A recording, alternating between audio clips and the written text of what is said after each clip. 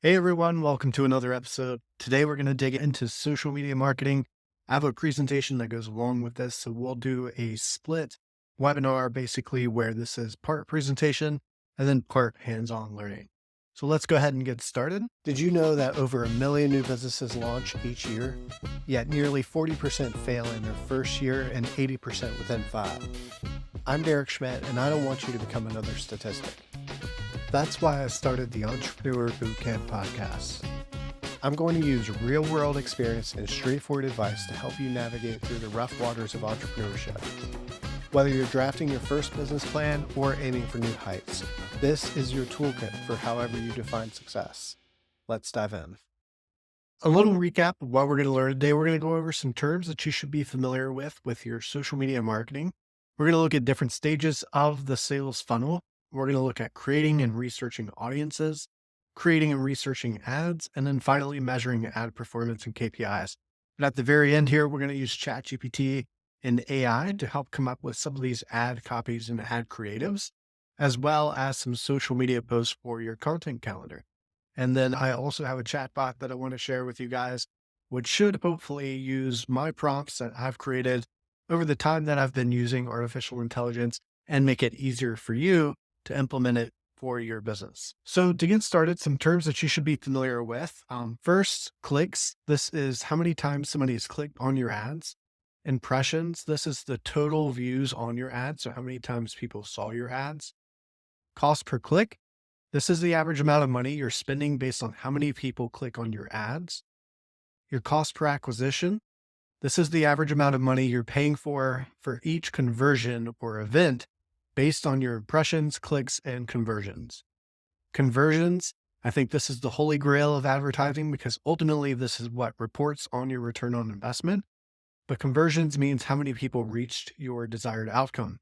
Is that buying a product? Is that visiting your store? Is that filling out some sort of lead generation form? Whatever that is ultimately your conversion. Your click-through rate, how many people clicked on your ad based on the number of impressions. Campaigns.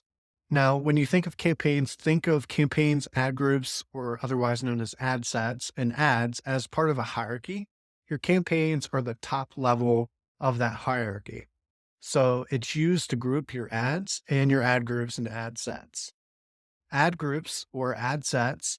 Now, several ad groups and ad sets can belong to a campaign. Your ad groups are the second level to that hierarchy. Ads. Each ad group or ad set can have several ads that belong to it. So several ads can belong to an ad group. Ads are the third and final level to that hierarchy. Pixels. This is a tracking script often used with Facebook, Google, Instagram, TikTok, etc., to measure online traffic, how many people visit your website from your ads, and ultimately your conversions. Events. These are custom or predefined conversions. They're used to measure the success of an ad group, and or campaign. All right, so let's take a look at the sales funnel. What you see here is a graphic representing the different stages of the sales funnel. Awareness. This is generally when people become aware of your product or brand and what your company offers. Some of the tactics you'll use in this stage are social media management, organic search like SEO, maybe your internet radio, your podcast advertising, television advertising, billboards, print ads, PR strategy, etc. Following that, you have your interest section of the sales funnel. This is where prospects know about your brand or your service, but they need a little bit more nurturing through additional information. So some of the ways they may get that and some tactics used in this stage: social media marketing, search engine ads like paid advertising on Google and Bing, remarketing, and events and or workshops. Then you have your consideration stage. This is when they're almost ready to buy from you, but they just need a little bit more nudging. These are prospects that are almost ready to convert, but they need social proof or more information about what sets your brand apart from your competitors. Some of the tactics you may use in this stage are email nurturing, such as lead gen offers, checklists, etc., and or remarketing. And then finally, you have the last stage of the sales funnel. This is the decision stage. This is ultimately what converts the prospect with an offer, a demo, a sale, a purchase, whatever. But it doesn't just stop there. Once you're done with the sale, and I think where a lot of businesses could possibly improve is creating raving fans. There's a really good book called Raving Fans about how to do this.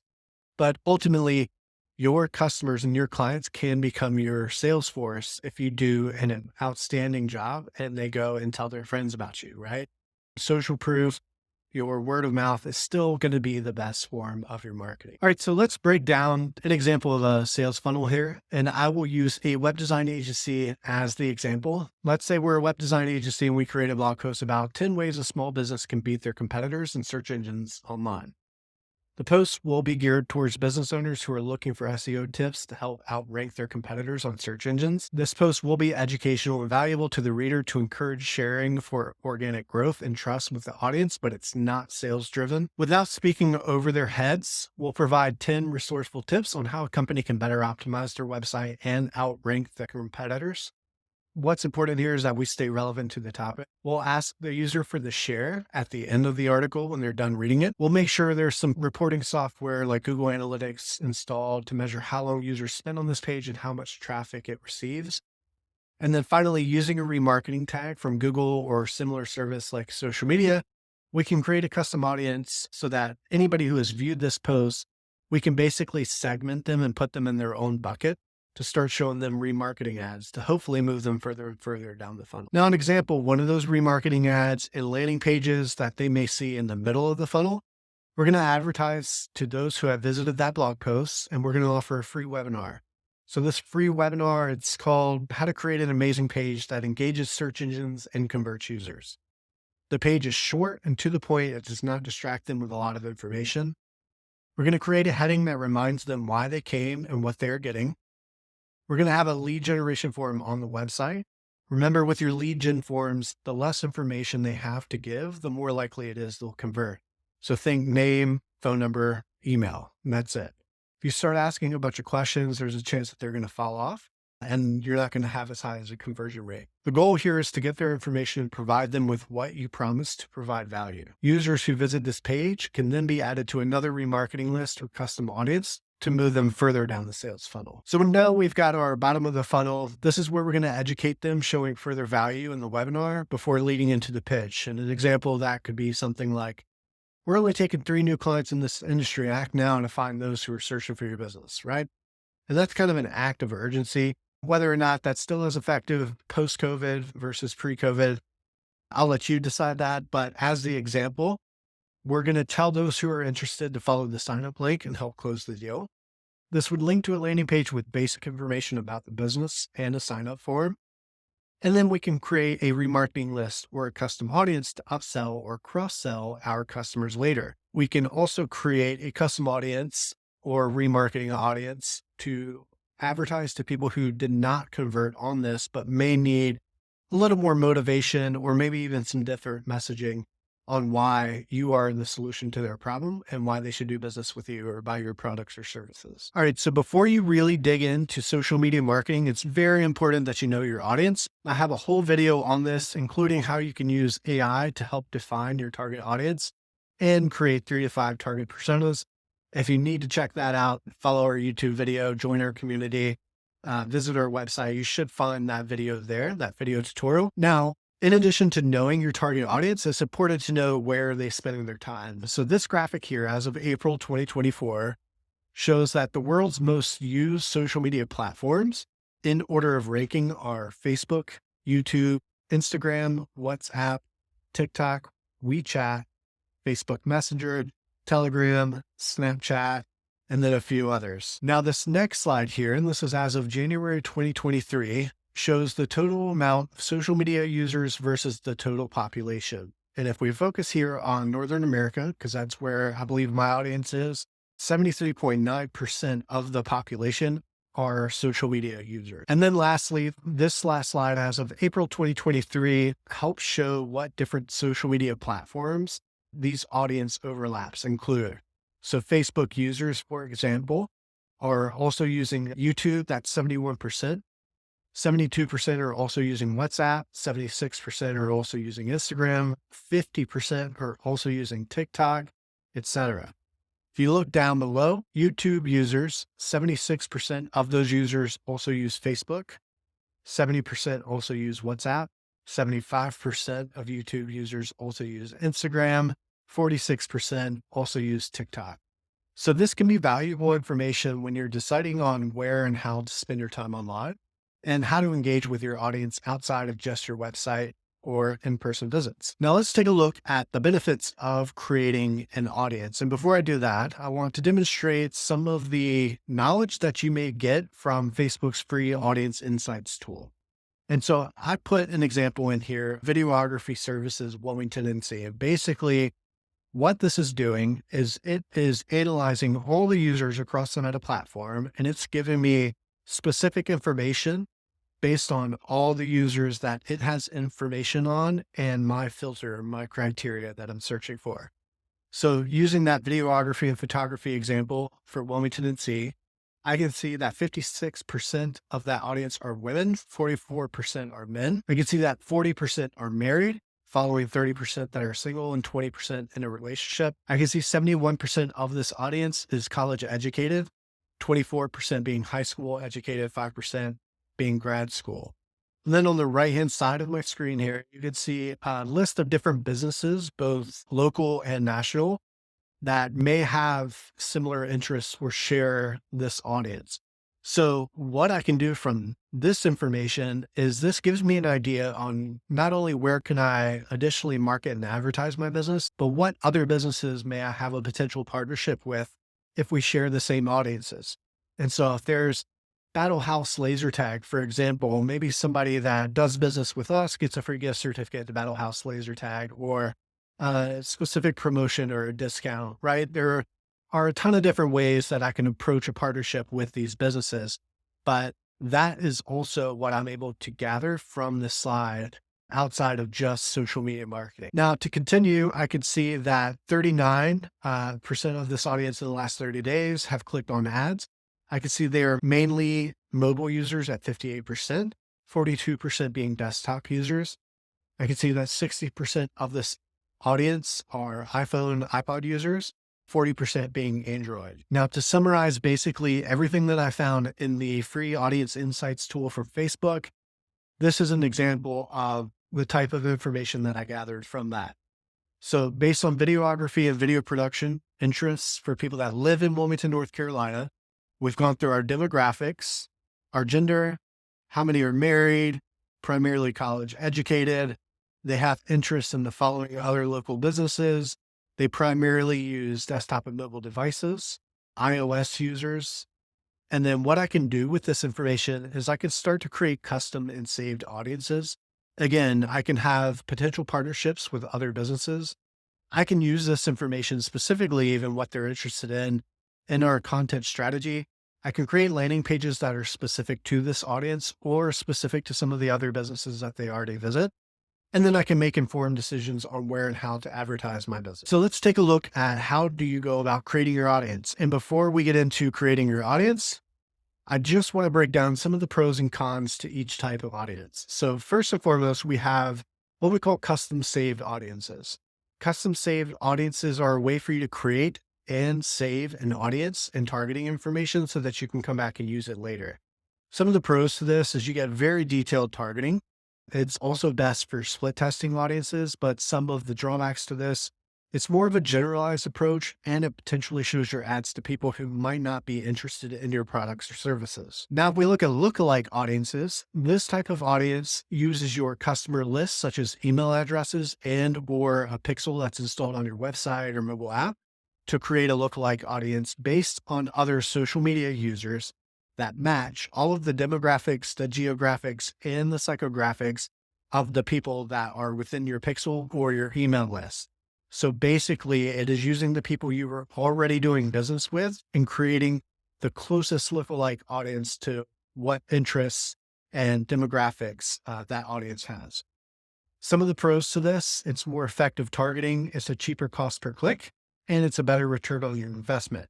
However, it does require some website traffic, or at the very least, it requires a customer list that you could probably export from something like QuickBooks or your CRM, or even directly in your mail client of choice. Then we have a retargeting audience. So retarget to users who have already shown an interest in your company, you'll need to create a custom audience.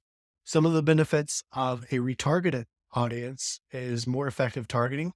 It's a cheaper cost per click. It's a better return and the ability to segment users based on what they're interested in. The drawback to this is it does indeed require website traffic. Now I'll go through in just a moment and show you an example on how you can create these different segments and these different audiences. But before I do, I think it's really valuable for you to know what are some of the best practices when it comes to creating your ads online. Credit to this slide from Jason Swank, part of his course that I signed up for years ago. He had mentioned that in order to have really successful social media ads online, there are some similarities that you need to have between ads that do really well and ads that don't perform. So at the very top, the ad text, you should add the benefit. And so in this example, he says, do you convert 80% of your marketing proposals? Would you like to? And then in the actual ad creative, he's got an image here and it includes person, right? Happy person smiling. You can see he's got some text there, how to convert 80% of your proposals. So it immediately sticks out while it's in my feed. And it kind of pre-qualifies me because I know it's for me. It's for agency owners, and I can immediately read the benefit without it getting buried in too much text. Now for the ad headline, he's suggesting who is this for, right? Put who the ad is for directly in the headline. That way you maximize the chance of people who are actually qualified and who you want to target actually clicking your ad and getting to your landing page. And then finally in the ad description, what are they going to get? Give them some sort of summary or example on what they're going to get when they click through your ad. Now you can see some examples here of some social media ads that have performed really well. Some of these may include or not include some of the best practices that we went over. However, if you need more inspiration, you can check out the Facebook ads library. There's also a TikTok ads library. And I'm sure there's something for Instagram and probably Snapchat as well. And there's plenty of third-party tools out there that pretty much aggregate and give you a library of some of the best performing ad copy. In this example, the slides, again, you can see happy, smiley people. You've got the benefit, you've got who it's for, and you've got an example of what they're going to get if they click through on the ad. Now I want to take a look at some of the ways you can measure the performance of these ads. So always remember to split test your advertising. Always run at least 2 versions of your ads. Let it run for, I would say, a minimum of 2 weeks if possible, and then find the winning ad copy, pause the loser, and then split test again. Always trying to find the best winning ad creative that you can. So when you split test, you can split test either the entire ad, you can split test audiences, you can split test ad creative, you might want to split test all of them. Here are some ideas on what you can split test. It can be as simple as the images or the video. It can be the audience. It can be the call to action. It can be the descriptions, even the landing pages that they click through on your website. Now, if you're following along in the video here, you'll see 2 sample ads that I split tested in a previous campaign.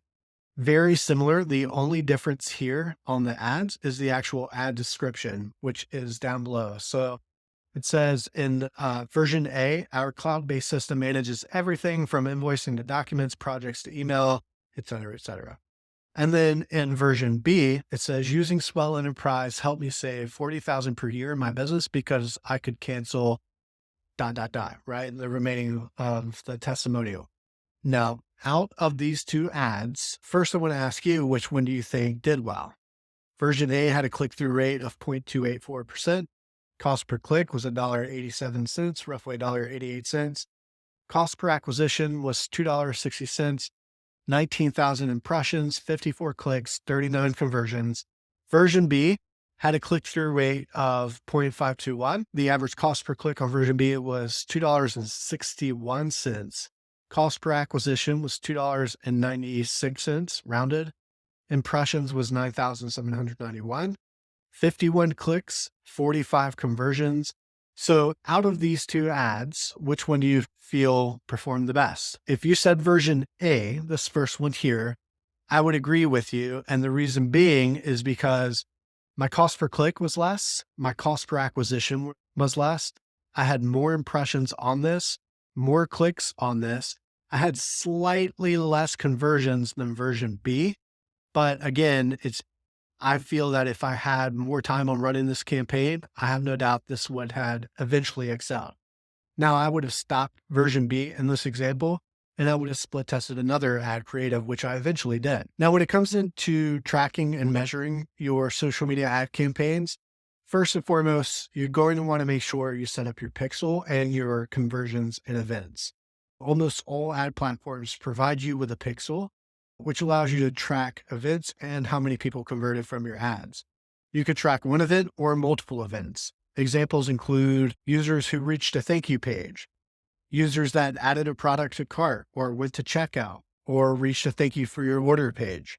These are all different events that you could track. So if you wanted to track how many people actually added to the cart versus reached the checkout, and then finally who actually did checkout, you could track all three of those events.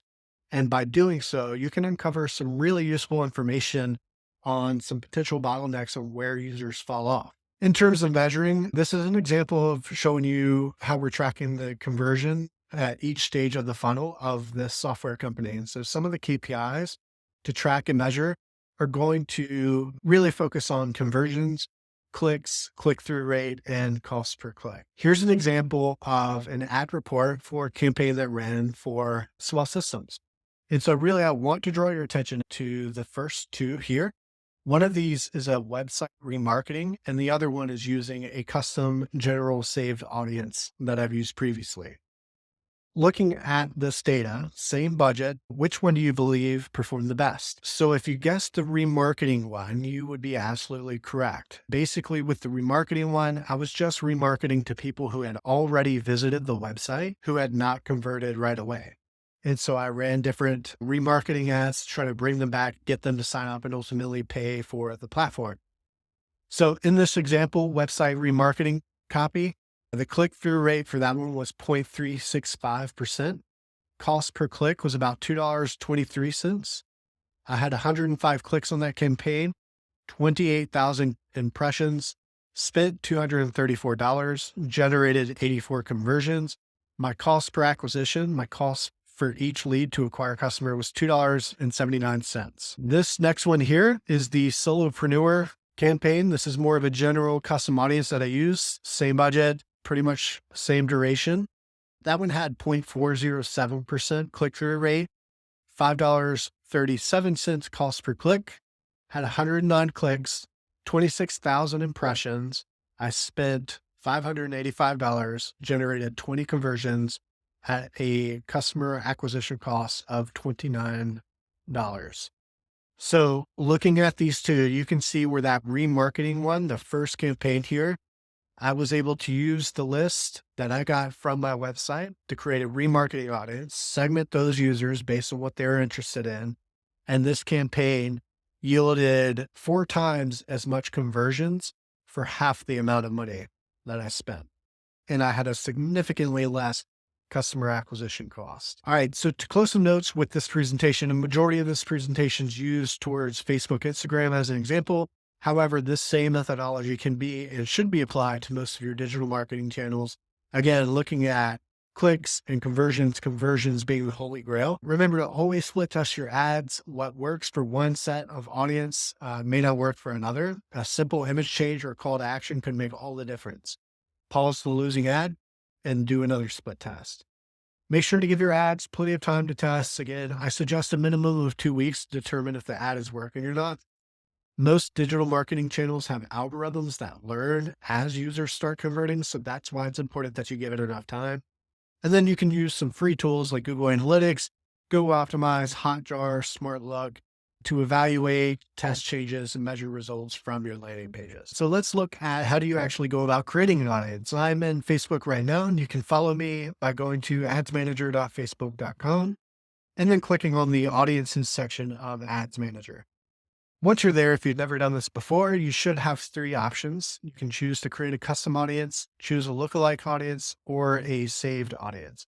And so to start with, I'm going to go ahead and choose create a custom audience. You can see here, what's the source of your audience going to be? So if I have a list of email addresses, I'm probably going to choose customer list here. And it's going to walk me through uploading a list of customer or client emails that I can then use in my marketing, but also I can use to create a lookalike campaign. If you already have your pixel installed on the website, you can choose website. Or if you've got like an online store, maybe you'll want to choose something like catalog, or you can choose how many people interacted with your Facebook page or Instagram account, lead forms, videos, etc. For this example, I'm going to go through and just click website and click next. Once I've got this dialog box here, I'm going to make sure my pixel is chosen. So you can see I've got a pixel. I'm going to choose whether I want to target all website visitors, visitors who visited a specific page, or who did one of my conversions that I'm interested in. So let's say I'm just going to target all website people. I want to keep them in this audience for 30 days. However, I don't want my ads to show to people that are already our customers. So maybe I'm going to click exclude here, and I'm going to choose anybody who's completed registration or subscribed, which are my pixel events. I want to exclude them from this audience. I'm going to go ahead and name this audience. So I'll name it website visitors who are not customers. You can see there that I've got my first audience created. Now, let's say I wanted to do one more, create custom audience. And if I wanted to target people who visited a specific page on my website, I would choose people who visited specific web pages. Again, how long do you want to keep them here? 30, 60, 90 days, depends on your marketing campaigns. Now, for the URL, let's say I wanted to target people who visited the page pricing. And again, because I don't want people to see my ad that are already customers, I'm going to choose exclude. And I want to exclude people who have already subscribed. You can see here where I named this audience for people who visited the pricing page, but they did not sign up. I'm going to click create audience. Perfect. So now I've got the choice where I can go ahead and create a lookalike audience. I can create an ad or create another custom audience. Now, let's say, for example, that I don't have a lot of web traffic, or I'm not yet ready to set up these custom audiences, maybe because I don't have the pixel set up, and this is more of your first time. What you may want to do is go to saved audience. And to get started, you're going to want to name this audience. So I'm just saying general audience. You can search basically by city, by state. So let's go, maybe I want to target North Carolina, United States. Maybe I'll target a specific city like Wilmington, North Carolina. Now you can see here when I do that, I can change the radius of this pin. So maybe I don't want to target as far out as Leland. So I can click on this and change the radius. However, I'm totally fine with this suggestion. Right now it's at a 25-mile radius of Wilmington, but I can expand that if I needed to, or decrease that. Ages. Now I know just from my own experience that the people that are most likely going to be buying this would be like 28, probably up to about 50. And then gender, I'll keep there. Okay, so you can see here that I've already filled out some of the detailed targeting information. I've got business page admins because I know that the people that I would be doing business with or who would be interested in the software are probably going to be the admins of a business page on Facebook. I've got engaged shoppers. Maybe they're currently investigating different CRMs or different project management tools. As far as their fields of study, I've got web design programming, web design, web development. Some of their interests may include things like HubSpot, Salesforce, Sugar CRM. And then as far as their interest online, they're interested in website design. Now I can choose to add some exclusions here or narrow this audience even further. So as an example, if I click narrow further, I can choose something like income and say I want to target the top 5% of zip codes in Wilmington, North Carolina. And I can continue to target and narrow that down a little bit further by the top 10%. Now I can click away. Let's say I want to add an exclusion. Maybe there's an audience or some interest that I want to exclude here, such as type advertising agency. If they work in an advertising agency, I want to exclude them from this audience. However, I don't want to do that, but for demonstration purposes, let's go ahead and proceed with that. So now I can create the saved audience. And when I go to create my ads later on, I can use this saved audience to expedite my ad creation process, right?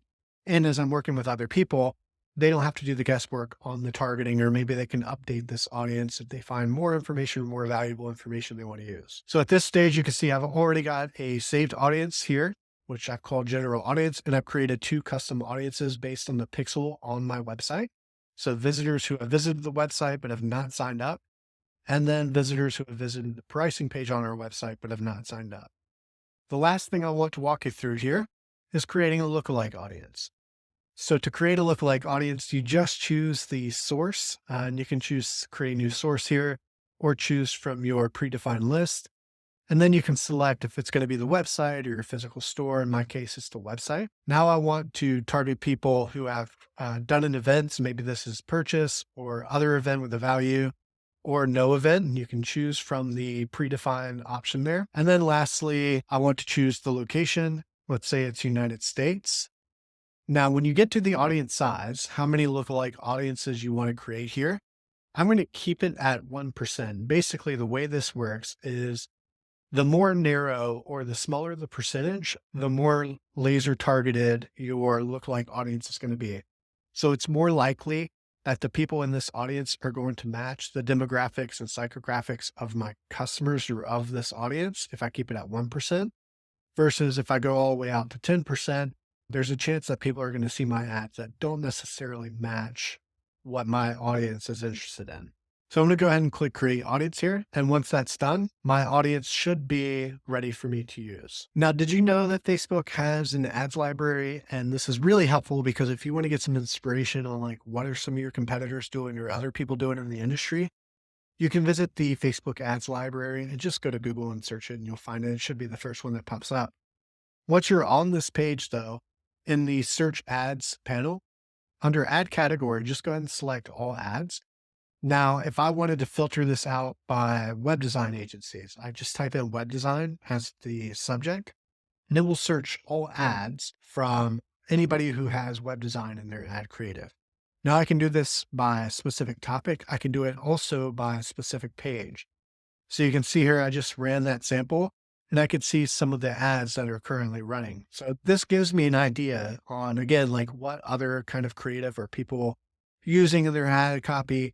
It may give some inspiration for me on like some things that I could pull into my ad copy to make it similar, but unique, of course. Or I can just type a competitor's name in and hit search and get an idea on what a specific competitor is doing for their advertising. As you'll see here, I typed in GoDaddy and I can see some of the samples that GoDaddy is currently running in its ad creative, including the ad text, the call to actions, the ad descriptions, and the type of creative. So is it a video? Is it a carousel? Is it an image, etc.? And I may start saving some of these so that I can come back and reference them as I'm creating my own ads.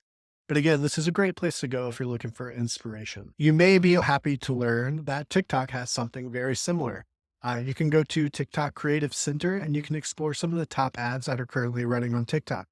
So if you're a product or a service and you need some inspiration, you can look up an example on TikTok in terms of ads and ad copy that has been working really well. And so I typed in dryer vent here and you can see an example of an eco dryer ball of an ad that's been running. Now, also on this page, you can get an idea on how much the click-through rate is, what the budget is, and how many likes or what the engagement has looked like for this specific topic that I search. And one more place you may want to check out while you're in the creative center of TikTok is the trends page. The trends page will show you popular hashtags, songs, creators, and TikTok videos that are trending right now. And so since it is Memorial Day weekend, of course, Memorial Day weekend is the #1 trending hashtag on TikTok right now. And you can see those trends. So if you're looking to post your social media content and kind of latch on to some of these trends to increase your chance of your exposure, this would be a great place to start checking out.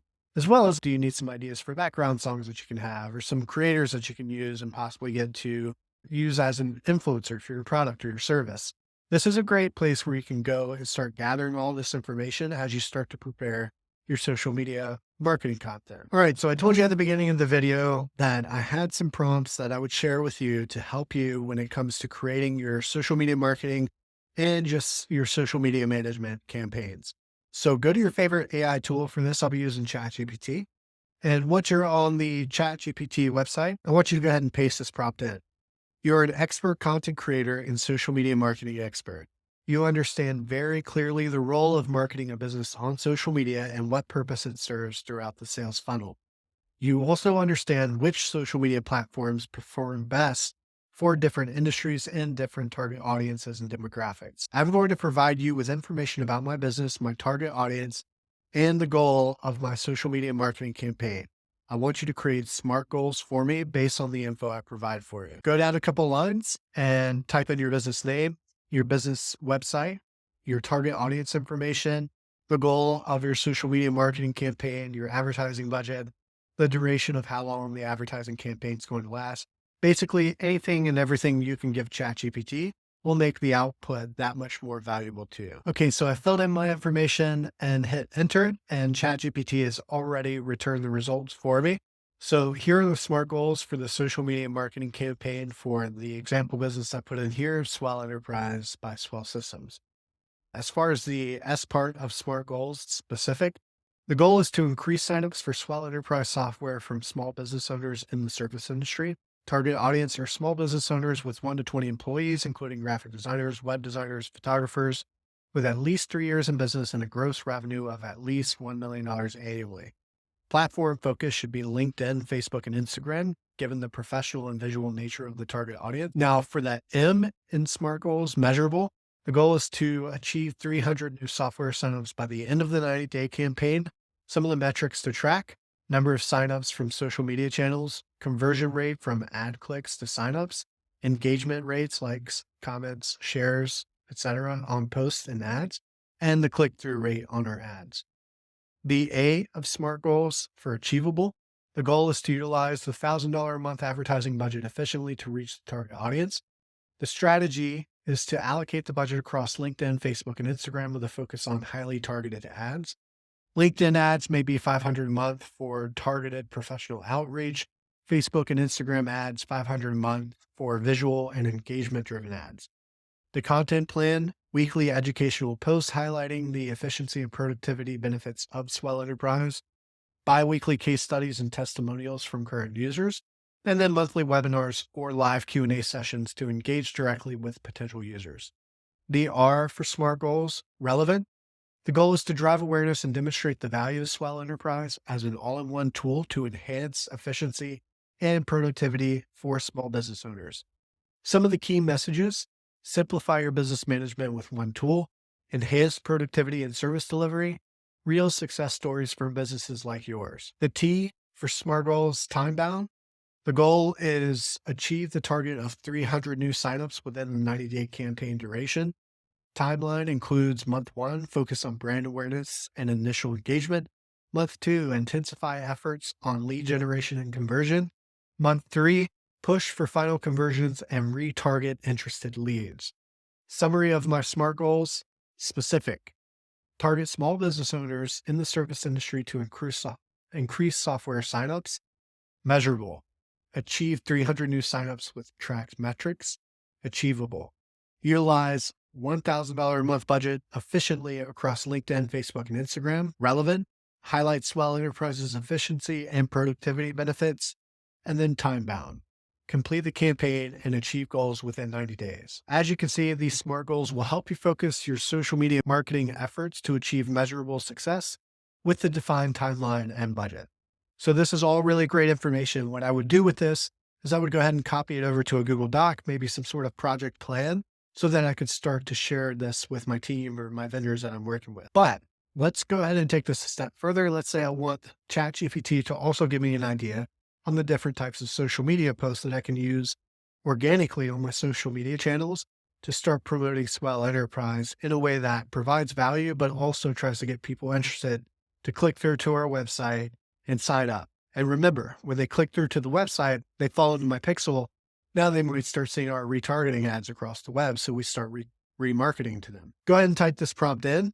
I want you to create a hierarchical ordered list of social media post ideas that use 80% value-based content and 20% promotion of services. Also include which social media platform is best for each type, and provide an idea of what type of images or videos would work well with each post. Hit enter and wait for the return. Without fail, ChatGPT has returned its output to me.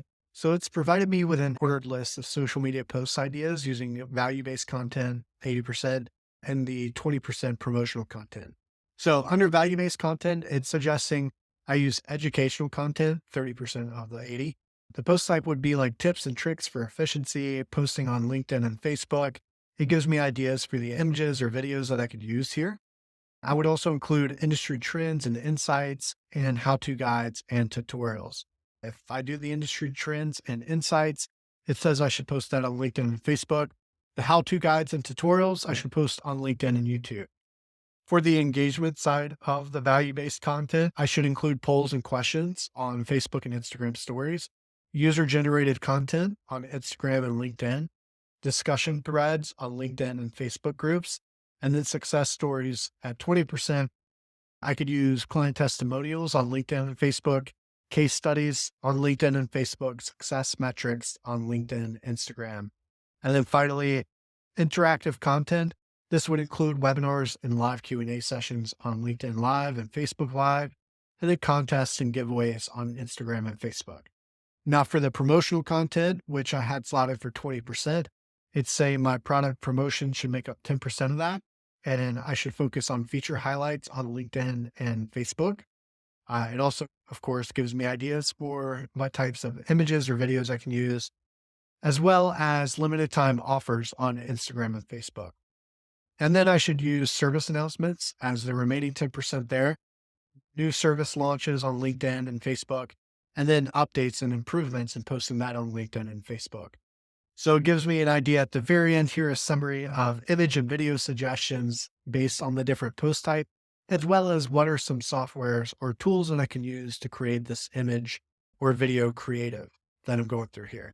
So one last thing I want to walk you through in terms of wrapping this up is paste the following prompt in, create a hierarchical ordered list of social media marketing campaigns that we can use in the different stages of the social media marketing campaign. Include examples of targeting options, ad headlines, ad descriptions, type of visual creative, call to action, and what should be included on the landing page. Hit enter and wait. So ChatGPT just finished, and I have a hierarchical ordered list of social media marketing campaigns based on everything that's been suggested to me so far that I can then put into a Google Doc and start editing or modifying and tweaking it a bit to make it more unique or make it more my own if you decide to do so. In the awareness stage, which is the top of funnel, it's saying that my campaign should be educational content. It gives me ideas for targeting options based on my target audience that I put forth in the beginning. It also gives me some ideas on ad headlines I can use, like transform your business management today, discover the ultimate tool for service industry professionals. It gives me ideas for ad descriptions I can use. Struggling to manage your business efficiently, Swell Enterprise is here to help you streamline your operations and boost productivity. The other one suggested was join thousands of business owners who have revolutionized their workflow with Swell Enterprise. Click to discover how we can help you.